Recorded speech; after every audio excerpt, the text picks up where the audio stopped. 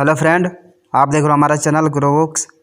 तो अगर आप हमारे चैनल पर नए हैं तो प्लीज़ हमारे चैनल को सब्सक्राइब कर लीजिएगा। तो चलिए आज हम फिर से आपके लिए नई बुक लाए हैं, जिस बुक का नाम है चेसिंग एक्सेलेंस। इसका मतलब काबिलियत की तलाश। इनका लेखक का नाम है बेन बर्गरॉन। तो चलिए बुक आपको दो लफ्ज़ों में बताते हैं।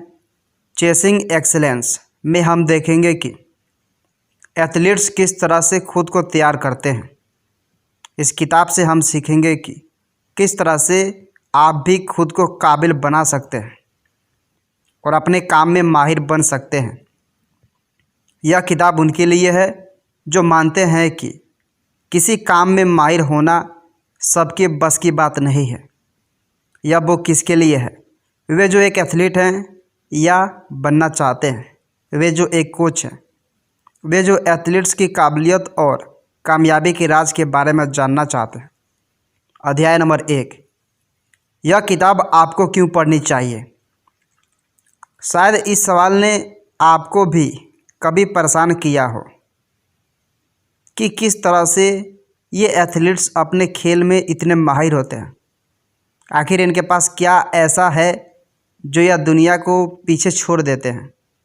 इस किताब की मदद से आप यह जान पाएंगे कि किस तरह से हम खुद की काबिलियत को पहले से 100 गुना निखार सकते हैं और किस तरह से हम भी खुद को इतना काबिल बना सकते हैं। हर चीज़ को हासिल करने की एक कीमत होती है, जिसे चुकाए बगैर आप उसे सिर्फ सपनों में ही हासिल कर सकते हैं।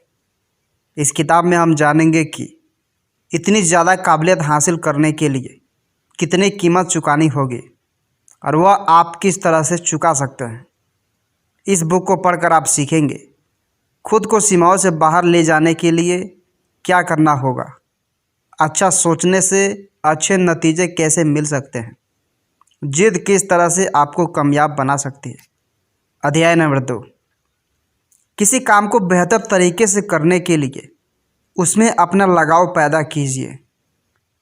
शायद आपने कुछ लोगों को देखा होगा कि वे सारा दिन काम करते रहते हैं या फिर पूरे दिन लिखते पढ़ते रहते हैं, लेकिन फिर भी उबते नहीं हैं। शायद आपने कुछ साइंटिस्ट या फिर एथलीट्स का नाम सुना होगा जो लंबे समय तक अपना काम करते रहते हैं। आखिर इन लोगों में क्या होता है जो ये लोग खुद को इस हद तक ले जा पाते हैं? एक शब्द में कहे तो इसका नाम है लगाव। अगर आपको किसी काम से लगाव है तो भले ही उस काम को करने में कितना भी समस्या क्यों ना आए, आप उसे करने का रास्ता खोज लेंगे। लेकिन अगर आपको वह काम नहीं करना है तो आप उसे ना करने का एक बहाना खोज लेंगे। यही वजह है कि कुछ लोग लाख समस्याओं के बाद भी अपने काम में कामयाब हो जाते हैं, जबकि कुछ लोग लाख सुविधाएं देने के बाद भी कुछ नहीं कर पाते। अपने काम के साथ लगाव होने के साथ ही आपके अंदर अच्छी आदतें भी होनी चाहिए। अगर आपको अपने काम से लगाव है लेकिन फिर भी आप वो काम करते हैं जिससे आपका ध्यान भटकता है, तो यह आदत अच्छी नहीं है और इस तरह आप कभी कामयाब नहीं हो पाएंगे। एग्जाम्पल के लिए मान लीजिए आप एक एथलीट बनना चाहते हैं। इसके लिए आप सारा दिन मेहनत करते हैं और ट्रेनिंग लेते रहते हैं। आप खुद को सबसे बेहतर बनाने की हर कोशिश करते हैं, लेकिन जैसे ही शाम होती है आप किसी रेस्टोरेंट में जाकर पिज़्ज़ा और बर्गर खाते हैं। आपके अंदर लगाव तो बहुत है, लेकिन आपकी आदत अच्छी नहीं है। इसलिए सबसे पहले आपको आदत बनानी होगी। आप जो भी बनना चाहते हैं उसके लिए हर रोज़ मेहनत कीजिए।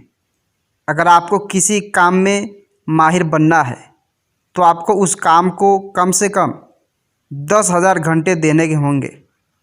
आपको हर रोज़ अपनी सीमाओं को लांघकर खुद को आगे लेकर जाना होगा, तब जाकर आप सबसे बेहतर बन पाएंगे। अगर आप ऐसा नहीं करेंगे तो वह व्यक्ति सबसे बेहतर बन जाएगा जो इस तरह से मेहनत कर रहा है। तो खुद से हर रोज़ सवाल कीजिए कि किस तरह से आप खुद को और बेहतर बना सकते हैं। वो कौन सी आदत है जो आप नहीं डाल पा रहे हैं? किस तरह से आप अपने काम को अपनी पूरी क्षमता के साथ कर सकते हैं? इस तरह से आप खुद को आगे लेकर जा सकते हैं। अध्याय नंबर 3, आप जिस चीज़ को काबू नहीं कर सकते उसके बारे में चिंता करना छोड़ दीजिए। कामयाबी के रास्ते में बहुत आंधियाँ चलती है और इन्हें काबू करने के लिए आप कुछ भी नहीं कर सकते। इसलिए बेहतर है कि आप उन चीज़ों पर ध्यान दें जिन पर आप काबू कर सकते हैं। अगर आप हर वक्त चिंता करते रहेंगे तो आपका ध्यान काम पर नहीं रहेगा। जब लेखक अपने 2 एथलीट्स को ट्रेनिंग दे रहे थे जिनका नाम कैटिन और मैट फ्रेजर था, तो उन्होंने उन लोगों से कहा कि वे उन सभी घटनाओं की लिस्ट बनाए जिनके होने से वे हार सकते हैं। जब लिस्ट तैयार हो गई तो लेखक ने उन सभी समस्याओं में से यह देखा कि वे कौन कौन सी घटनाओं को काबू नहीं कर सकते और उन्होंने उसे लिस्ट में से बाहर निकाल दिया। उन्होंने अपने एथलीट्स को वो नई लिस्ट दी और कहा कि अब उन्हें सिर्फ इन चीज़ों की फ़िक्र करनी है। लेकिन कई बार हमारे साथ ऐसा होता है कि हम अपनी पुरानी गलतियों को भुला ही नहीं पाते और उनके लिए खुद को दोष देते रहते हैं। इसके अलावा कभी कभी ऐसा भी होता है कि जिन चीज़ों को हम काबू नहीं कर सकते उनकी चिंता हमें ना चाहते हुए भी होने लगती है। कुछ ऐसा ही फ्रेजर के साथ हुआ, जो कि अपनी तैयारी न देखकर अपने प्रतियोगी पर ध्यान दे रहा था और डरे जा रहा था।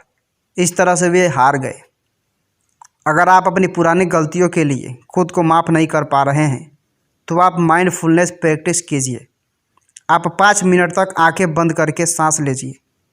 इससे आप बीती गलतियों पर से ध्यान हटाकर प्रेजेंट पर ध्यान लगा पाएंगे। लेकिन इस बात का ध्यान रहे कि आप सिर्फ अपनी गलतियों को भुलाइए, ना कि उनसे मिलने वाले सबक को। साथ ही यह कोशिश कीजिए कि वह गलती आपसे दोबारा ना हो। अध्याय नंबर 4, खुद पर भरोसा करना मतलब अच्छे और बुरे दोनों वक्त में खुद को कामयाबी की तरफ ले जाना है। बहुत से लोगों का मानना है कि आप जितनी ज़्यादा कामयाबी हासिल करेंगे आपका आत्मविश्वास उतना ज़्यादा बढ़ेगा। लेकिन अगर आप किसी काम को करते वक्त बार बार नाकाम होते हैं तो इससे आपका आत्मविश्वास कमज़ोर हो जाएगा। लेकिन ऐसा नहीं है। हालांकि यह बात ज़रूर है कि कामयाब हो जाने पर आत्मविश्वास बढ़ जाता है, लेकिन नाकाम होने पर जो खुद को नहीं संभाल पाएंगे वे कभी भी कामयाब नहीं हो पाएंगे। आत्मविश्वास का मतलब है कि नतीजे चाहे जो भी हो, आप यह सोचना नहीं छोड़ेंगे कि आप में और बेहतर कर सकने की काबिलियत है। आत्मविश्वास का मतलब है हालात चाहे जैसे भी हो, आप उसमें अपना आपा नहीं खोएंगे। जिन लोगों के अंदर आत्मविश्वास होता है वे विनम्र स्वभाव के होते हैं और हर तरह के हालातों को अपनाते हैं, भले ही वे कितने भी टूट क्यों ना हो गए हो। एग्जाम्पल के लिए आप मैट फ्रेजर को ले लीजिए। 2015 के क्रॉसफिट गेम्स में फ्रेजर आखिरी आने वाले थे। इस हार के बाद वे खुद के बारे में यह सोचने लगे कि हाई स्कूल के बच्चे भी उन्हें हरा सकते हैं। इस विनम्रता की मदद से उन्होंने अपनी प्रैक्टिस जारी रखी और 2016 के क्रॉसफिट गेम्स में पहले स्थान पर आए। आत्मविश्वास के अलावा आप हर बात हारने पर सिर्फ हालात को दोष मत दीजिए। आप यह सोचिए कि आपने अपनी तरफ से अगर कोशिश की होती तो क्या आप जीत जाते। इस तरह से आप बाहरी मुश्किलों के साथ अपने अंदर की कमियों को भी पहचान पाएंगे। इसे डबल लूप लर्निंग कहा जाता है। अध्याय नंबर 5, हर चीज़ को एक अच्छे नज़रिए से देखने की कोशिश कीजिए। शायद आपने यह पहले भी सुना होगा कि हम जो चाहते हैं वही पाते हैं। शायद आपने यह अपनी ज़िंदगी में कभी महसूस भी किया होगा कि जब आप अच्छा सोचते हैं तो आप अपने काम को अच्छा कर पाते हैं और साथ ही अच्छे नतीजे हासिल कर पाते हैं। इन सभी बातों में से एक बात साफ है कि अगर हम चीज़ों को अच्छे नज़रिए से देखने की कोशिश करें तो हमारा दिमाग बेहतर तरीके से काम कर पाता है। हालांकि अगर आप समस्या को अपने दिमाग से नहीं निकाल पा रहे हैं या फिर किसी काम के बिगड़ जाने पर खुद को कोस रहे हैं तो यह आम बात है। लेकिन अगर आप मुश्किल आने पर उसे भी एक अच्छे नज़रिए से देखने की कोशिश करेंगे तो उसे सुलझाने के बहुत से आइडियाज़ आपके दिमाग में आएंगे। यह बात स्टैनफोर्ड यूनिवर्सिटी के प्रोफेसर एर्नाल्ड ज़वेकी ने अपने रिसर्च में बताई। उन्होंने कहा कि हमारा दिमाग जिस तरह से सोचता है वह अनजाने में ही उस तरह के काम करने लगता है और हमें नतीजे भी वैसे ही मिलते हैं। यह बात एक बार में सुनने में अजीब लग सकती है कि कोई सिर्फ सोचकर अपनी हालत बदल सकता है, लेकिन यह बात सच है। जब आप चीज़ों को अच्छे नज़रिए से देखते हैं तब आप रास्ते की मुश्किलों को नज़रअंदाज कर सिर्फ अपनी मंजिल पर ध्यान देते हैं। इस तरह से आप चिंता करना छोड़कर सिर्फ इस बात पर ध्यान देते हैं कि आप किस तरह से खुद को और बेहतर बनाकर अपनी मंजिल हासिल कर सकते हैं। इस तरह से आप शिकायत करना छोड़कर अपने काम पर ध्यान देते हैं और अच्छा सोचकर अच्छे नतीजे पैदा करते हैं। अध्याय नंबर 6, खुद को हर संभव माहौल के लिए तैयार कीजिए। अगर आप किसी काम में बेहतर से बेहतर करना चाहते हैं तो आपको उस काम के बदतर से बदतर पहलुओं को सुलझाना सीखना होगा। इसके लिए आपको कई मुश्किल हालात का सामना करना होगा और साथ ही बिन बुलाई समस्याओं से निपटना भी सीखना होगा। इसके लिए आप बहुत से तरीके अपना सकते हैं।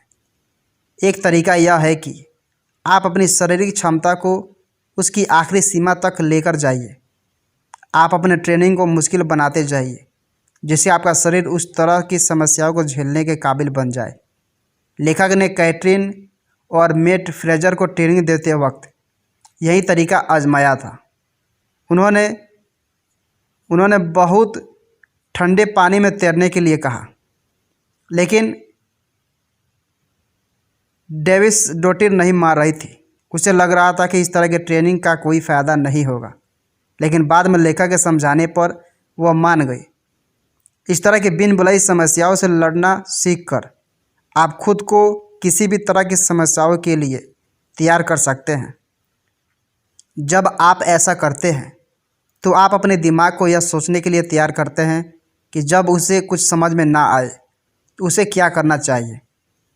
क्रॉसफिट गेम्स में एक गेम ऐसा होता है जिसमें आप दीवार में बनाए गए छेद की मदद से ऊपर चढ़कर जाते हैं। इस तरह के गेम में डेविस डोटिर को पता था कि अगर वह ध्यान भटकाकर जल्दीबाजी से काम करेगी तो छेद से हाथ छूट जाएगा और वे नीचे गिर जाएगी। उनके साथ खेलने वाले लोगों ने यही गलती की। इस तरह से इस खेल में जीत गई। अध्याय नंबर 7, किसी भी मुश्किल काम को कर पाने के लिए आपके अंदर जिद का होना बहुत ज़रूरी है। जब आप खुद से जिद करते हैं तब आप खुद को अपनी सीमाओं के पार लेकर जा पाते हैं। यह वो हथियार है जिसकी मदद से आप कोई भी मुकाम हासिल कर सकते हैं। इससे आप खुद को पहले से बेहतर बनाने की कोशिश करते हैं और आगे बढ़ते रहते हैं। जब आप किसी काम को पूरा करने की जिद पकड़ लेते हैं तब हालात में इतनी ताकत नहीं रह जाती कि वे आपको आपकी मंजिल तक पहुंचने से रोक ले। तब आप खराब हालत में भी कोशिश करते रहते हैं। 2013 के क्रॉसफिट गेम्स में मैट फ्रेजर नाव चलाने की प्रतियोगिता में बुरी तरह से हार गए थे। सबने 1:40 के समय में रेस पूरा कर लिया, जबकि उन्हें 1:50 का समय लगा था। इस हार के बाद फ्रेजर ने जिद पकड़ ली और हर दिन 4000 से 5000 मीटर नींव खींचने लगे। उन्होंने ठान लिया था कि अब वो फिर से वो गलती नहीं करने वाले हैं। इसके बाद अगले क्रॉसफिट गेम्स में फ्रेजर अपनी प्रतियोगिताओं से 195 रन आगे थे।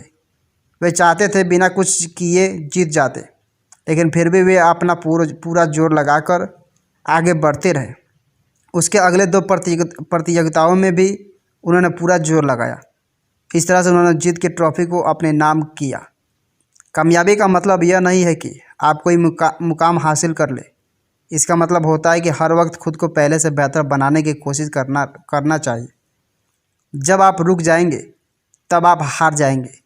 जब तक आप चलते रहेंगे, भले ही आप दूसरे के मुकाबले कितने भी पीछे क्यों ना हो, आप जीत रहे हैं। कुल मिलाकर किसी भी काम को बेहतर से बेहतर तरीके से कर पाने के लिए आपके अंदर लगन होनी चाहिए। हर वक्त खुद को अपनी सीमाओं को बाहर ले जाकर खुद को पहले से बेहतर बनाकर ही आप किसी काम में महारत हासिल कर सकते हैं। कामयाबी का मतलब कहीं पहुंचना नहीं होता, इसका मतलब हर वक्त आगे बढ़ते रहना होता है। खुद को हर रोज़ 1% बेहतर बनाइए। आप पहले ही दिन खुद को चैंपियन बनाने की कोशिश मत कीजिए, बल्कि हर दिन कोशिश करें कि खुद को सिर्फ 1% बेहतर बनाइए। यह सभी 1% एक दिन मिलकर 100% बन जाएंगे और आप देखते ही देखते खुद को दुगुना बेहतर बना चुके होंगे।